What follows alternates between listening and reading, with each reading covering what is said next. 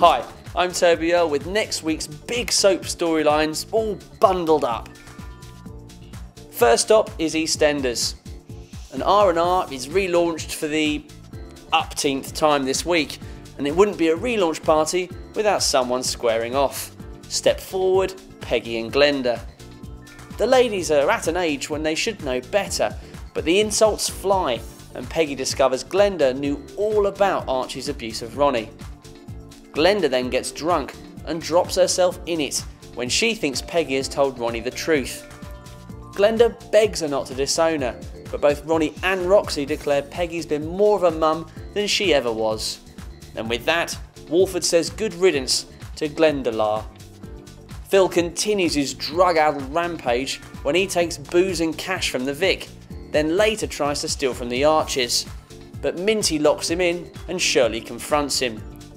Her words don't get through, and she soon catches him trying to steal her rent money. She tells him to choose, the drugs or her, and he takes the money and leaves. That'll be the drugs then.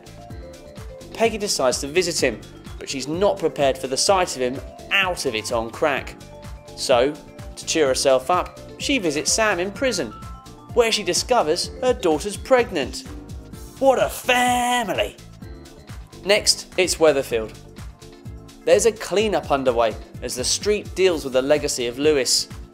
Peter hounds the Platts about Lewis and snaps at Leanne for losing the dosh.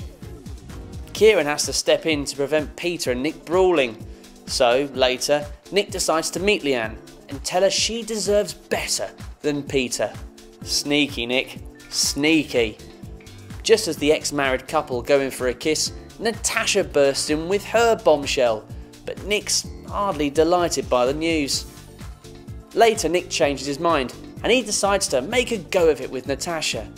But is it too late? It seems to be when he announces her pregnancy to all and sundry.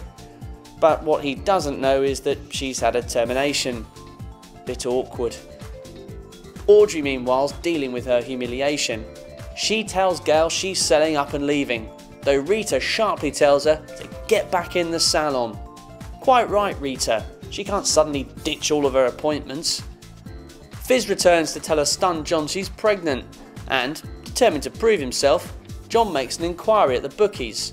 So, Peter fires Deirdre and hires him. Finally, it's Emmerdale.